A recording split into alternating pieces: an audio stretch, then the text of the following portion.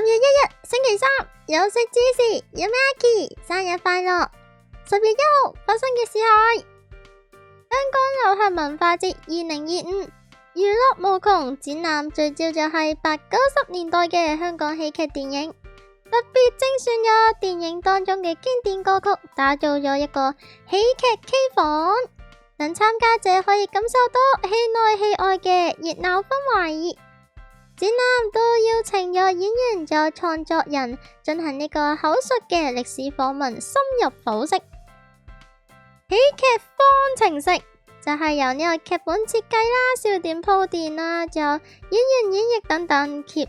示呢個港式幽默嘅獨特魅力。另外都有呢個珍貴電影海報、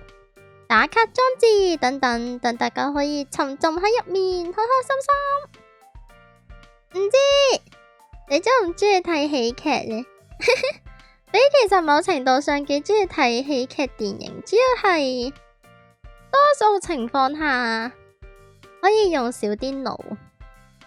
可以諗少啲，真係齋笑咁樣，當下就睇得開心啲。當然有啲電影可能事後認真啲諗，會發現佢有更加深層次想講嘅嘢，但係多數睇當下都係淨係笑下開心下，就輕鬆啲。10月1日，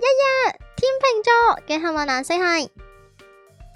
淺啡色。你最近有嘅淺啡色嘢呢，係呢個今日食嘅 KFC 蜜糖芥末炸雞。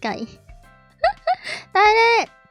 你平時連辣嘅雞都唔點食，連驅咗辣嘅雞翼咁樣俾都唔點食。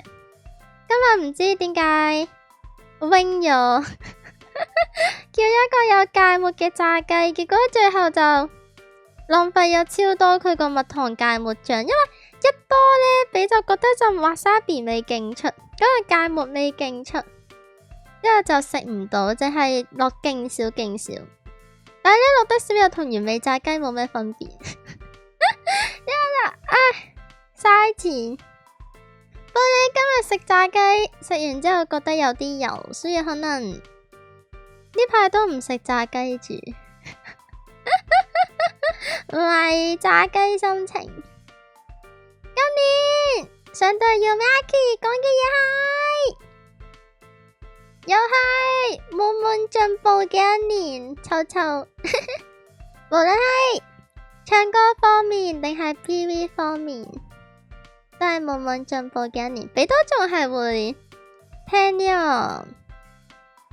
個臭臭出新嘅 cover， 然後有時 PV 都係喺 Twitter 碌到就會見到咁樣樣。最新一個見到嘅係呢個流星嘅嗰個 Kiss Kiss Kiss 嘅 cover， 係咯。不過你之後發現一樣嘢就係，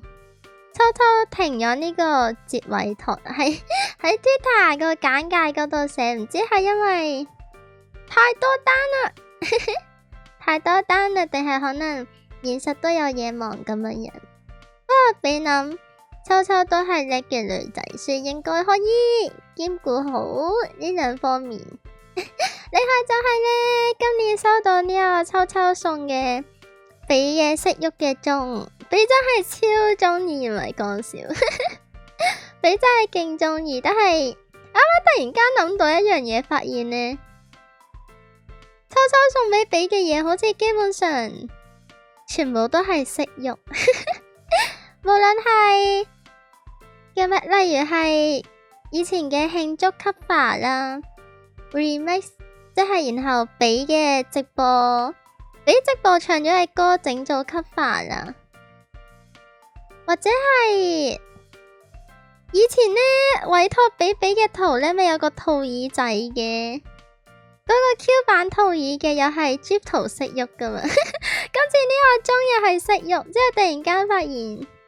收到嚟自秋秋嘅嘢，全部都係識喐嘅嘢，意外地巧合。係，不過今日